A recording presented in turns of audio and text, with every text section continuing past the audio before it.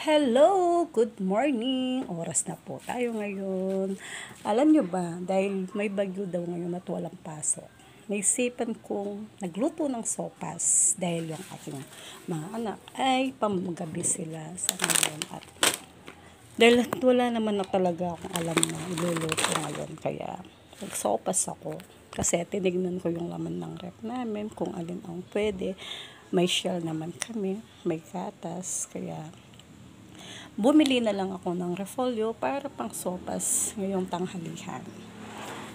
At yung binili kong, yan, bumili ako ng menudo dyan.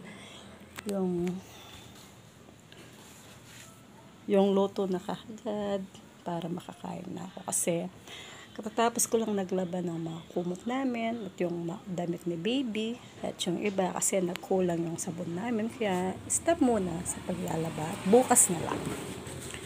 And then kumusta na mga kapatid, kasi ngayon alam nyo ba, tayong mga kabatahan ngayon, alam ko kapag teenager na sila, ayun, marunong, alam na nila yung love life, kung paano mamuhay, lalo na yung ang aga nilang magkaroon ng love life. Ang payo ko lang, sana ay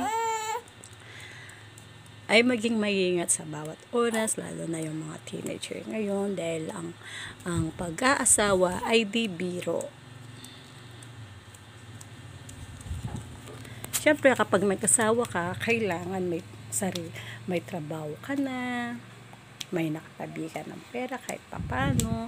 Siyempre, pag nagkakaanak ka, sabi nga nila ay makakarahos din. Oo, makakarahos din. Pero, kawawa naman yung mga anak pag gusto nilang kumain, kung anong gusto nila, hindi ka makakabili kasi wala kang budget. O, diba? Yes, yan ang sabi ng nanay ko. Ng quotes for today. Happy rainy days. Bye. Good afternoon, good morning sa lahat at sa ibang bansa. Good morning, good morning. Bye.